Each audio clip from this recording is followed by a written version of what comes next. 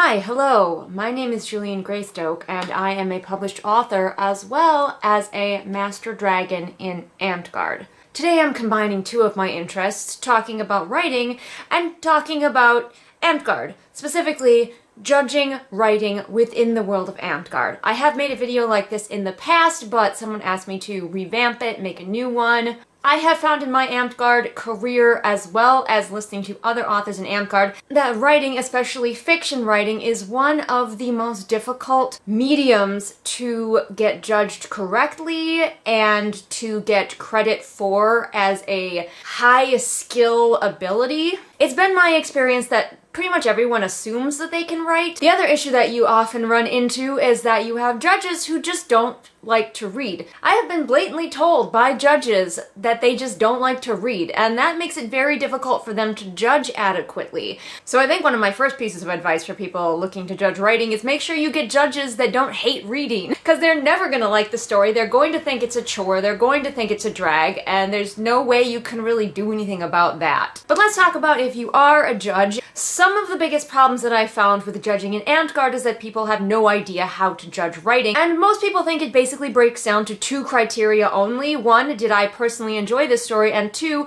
were there a lot of spelling and grammatical errors in it? What if I told you there was so much more to it than that?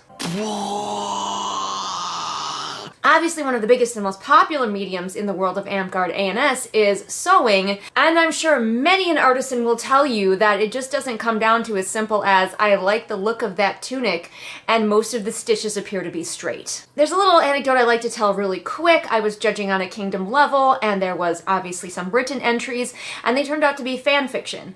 But I, as an author, sat down and read them and thought they were incredibly well written. The style, the word choice, the structure, all of it was excellent. So I gave it a high score, only to discover that my fellow judges gave it a low score simply because it was fan fiction. Now you may have different various rules in your A&S competitions that say no fan fiction, but for writing that was obviously highly skilled and well written on a craft level, to be given a low score for one reason, that it was fan fiction and the judges didn't like that, just made me so sad. Just because you wouldn't wear the tunic personally doesn't mean it deserves a lower score. Alright, enough complaining from me. Let's talk about poetry first. Now, going into this, know that I am not a poet. I am a prose author. I write fiction. But I enjoy poetry, and I have watched several other people here on YouTube breaking down poetry, so I think I can still help a little bit with at least getting you started figuring out what you should be looking for in the poetry that you're judging. So with poetry, my first suggestion would be to read the poem before you look at the write-up. This gives you a chance to have your first reaction and then look at the write-up to see if you picked up what the author was hoping that you would pick up, or if you got something completely different. Then read the poem again, at least one more time. A good poem, no matter the subject matter, is an emotional conversation between the writer and the reader. It is what both of you bring and take from the poem. And you don't necessarily have to get the same thing from the poem that the author was intending, but it can be really interesting to see if they got it across by reading it first, having that conversation, and then going back in and looking at the write-up to see if you had missed anything or if they were trying to do something completely different from what you got. The next thing to remember is, what is the goal of the poem? Is it supposed to be comedy? Is it supposed to invoke feelings of sadness? Think about what the writer is intending with the poem and how well it comes across to you as the reader. Now, obviously structure is going to matter, and just like the spelling and grammar matter with a poem, there are different aspects to look at as far as structure, such as if the poem does have a rhyming scheme, is it able to keep that rhyming scheme throughout? If it doesn't have a rhyming scheme, does it read a lot like prose, or does it read like a poem? Is it its own creature versus just like telling you a story? Because if it's just sort of telling you a story, it might be a short story disguised as a poem. And again, the most successful poems evoke emotion, any kind of emotion. It could be amusement, it could be sadness, it could be anger, it could be any kind of emotion. So does this poem give you any kind of emotion as you read it? And finally, let's get on a bit of a nitty-gritty level. Word choice. Is the poet choosing really evocative words? Are they using the words to the best of their advantage? Are there places where you feel that they have chosen the wrong words to express what they were trying to express? Are they using too many words when one simpler word would do? These are all things that can help you decide whether a poem gets a perfect score or whether maybe it still needs a little work. If there are any poets watching this and you want to add other factors that you feel that judges have been neglecting when looking at poetry, please leave them in the comments below. But now let's get into my wheelhouse, that being fiction prose, because I am a novelist and a short story author. Obviously, a factor is going to be whether you like the story and whether there are a lot of spelling and grammatical errors.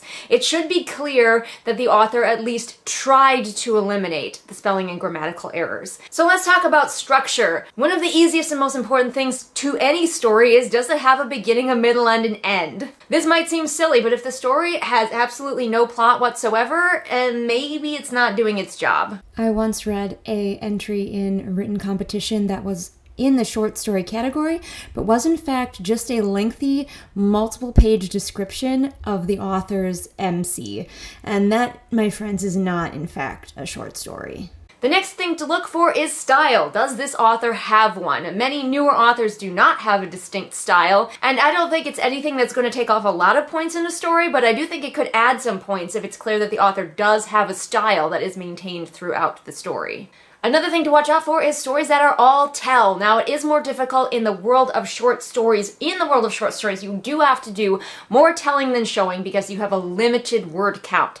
However, if the story does nothing but tell you everything without giving you any receipts, then it's not doing its job. It can be on the sentence level, things as simple as, he was sad, instead of something more evocative like tears streamed down his face. Or it could be on the macro level, such as the author giving you key story beats and just expecting you to believe them, such as Bob and Chris are in love, without ever showing you any proof that they are. The next thing that you might want to look out for is big chunks of info dumping. Like I said, with a short story, authors have a limited word count, so they may have to do a little bit more info dumping just to get their story across, but you want to watch out for a story that is mostly info dumping. Next, can you lose yourself in this story and forget that you are writing? This comes down again a little bit to the author's style.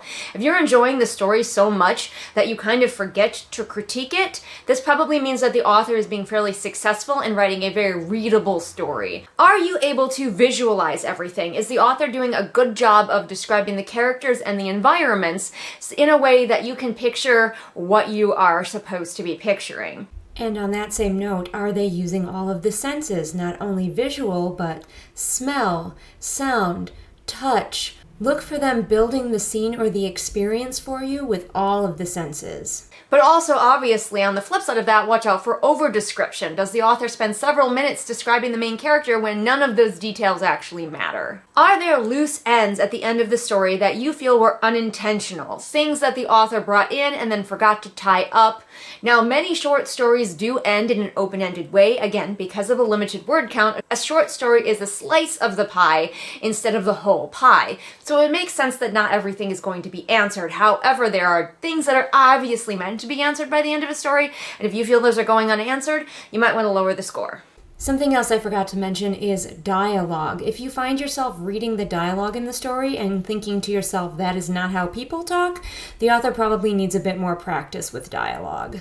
Consider the tone of the story. Is the tone consistent? Does this seem to be a happy comical story? Or is this a broody, dramatic story? Does the tone remain consistent throughout? And in points where the tone changes, does that seem intentional? Here's something on a sentence level. Did you have to reread things a lot to make them make sense? If you have to reread multiple sentences to finally understand what they mean, that probably means the author doesn't have the best handle on things just yet. Just like with poetry as well, you can look out for things like word choices. A lot of beginning authors especially tend to use so many words when a single word will do. Are they making good choices when they pick out the words that make up their story? Is the story actually a story, or is it a meandering info dump about their character? I've seen some of those, where somebody will come up with a character and decide to write a short story that's just basically a lengthy description of that character without there ever being any meat to the story. If you are reading something and the entire first page is completely taken up with the description of the character, and they are usually very dramatic backstory,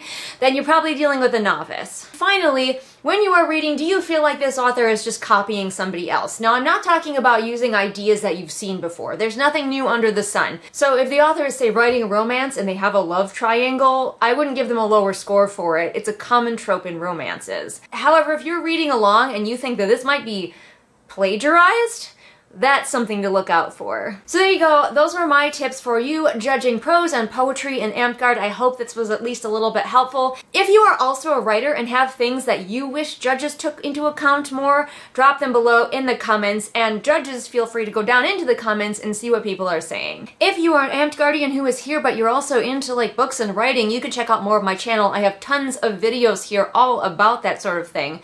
So feel free to wander to your heart's content. Thanks so much for watching, and maybe I'll see you again next time. Bye!